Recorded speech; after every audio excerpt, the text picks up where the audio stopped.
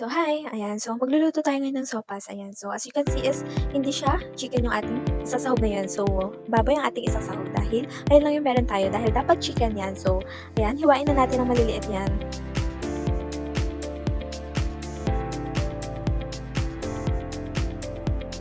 Ayan, so, hinihiwa na natin siya. Ayan. So,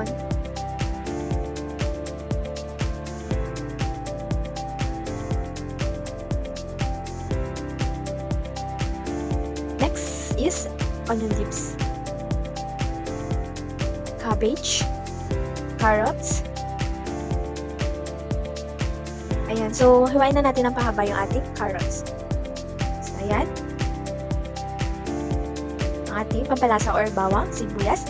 Ayan, so yan ang ating mga isasahog sa ngayon sa ating sopas. Ayan, then igigisa na natin yung ating baboy or karne.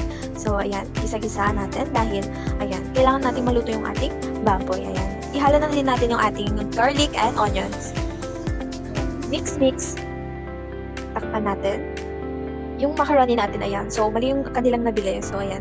Dapat buo yung macaroni niya, hindi siya half-half na. Ayan, so, ayan. Munti ka na nasunog. So, lalagyan na natin siya ng water. Isang pitsa ng water. So, papahinain natin. Ayan, lalagyan na natin siya ng isang pitsa ng water. So, ayan na. Ayan. Palakasin na natin para kumulo yung ating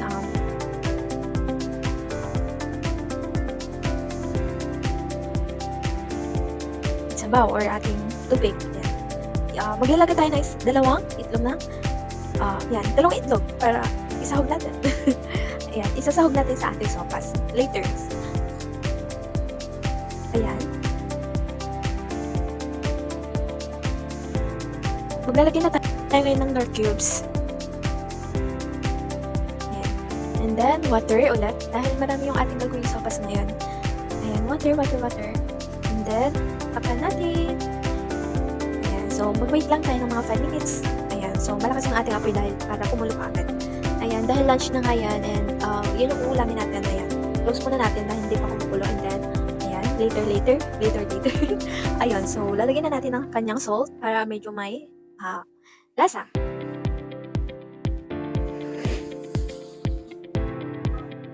So, halo-halo natin and then tikman natin. So, ayan. So, tapan na natin. Then, wait na tayo ulit ng mga 5 minutes. Ayan.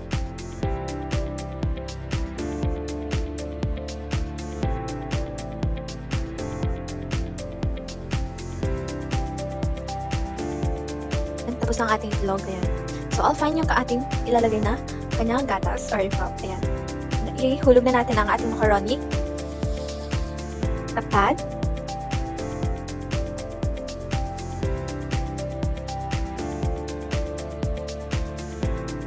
Black pepper.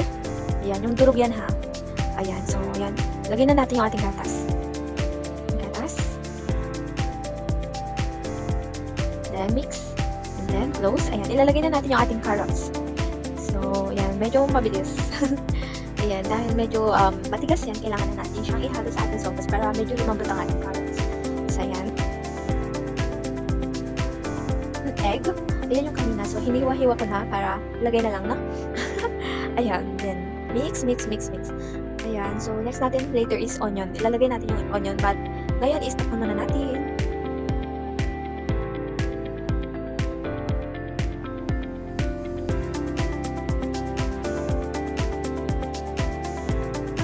Then ayan, kumukulo na siya. So, cabbage. Ayan. And then, takpan. And then, onion leaves. Next natin yung onion leaves. Hindi ko alam kung naglalagay kayo ng onion leaves sa sopas natin. Pero kami is naglalagay kami ng onion leaves dahil pampasarap din yan sa ating sopas. Ayan, halo-halo natin. Mix. Tikman natin. Ayan. So guys, kulang yung ating gatas. So dapat dalawa yung ating gatas, no? Ayan, so dalawa dapat lang ating ilagay na fine. Or kahit na anong gatas na gusto nyo. So ayan, kumukulo na. And I think pwede na siya. But later pa. Later. Ayan, so ayan, tikman ulit natin. Then, tapat, medyo buksan ng konti para hindi siya mag-evap. Ayan, evaporate. Ayan.